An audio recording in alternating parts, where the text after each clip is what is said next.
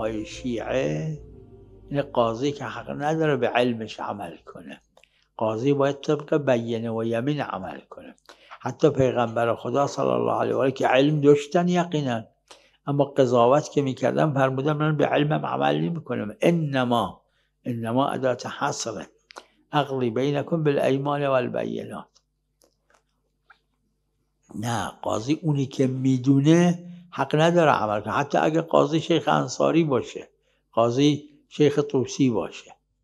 مشهور بین فقها اینه که همینجور که پیغمبر صلی الله علیه و آله فرمودن، پیغمبر قضاوت میکردن، علم که داشتن طبق علمشون عمل نمیکردن.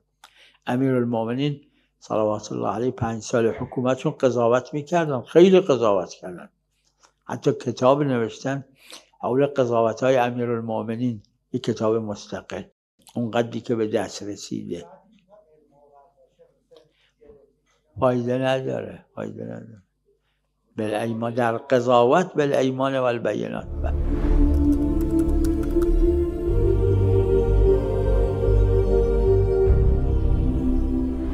یک دونه روایت صحیح اگه پیدا کردید به من نشون بدید.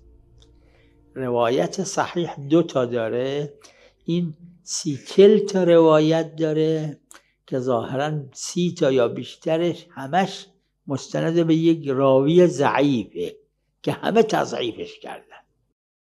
2 تا روایت صحیحه داره، در هر دوش داره به سیرت یسیر و به سیرت جده رسول الله، پیغمبر به علمشون عمل نمی کردن، یسیر و به سیرت جده امیرالمومنین. این 2 تا صحیحه. اگه تو اون روایت دیگه یه دونه صحیح پیدا کردید لطفاً به من نشون.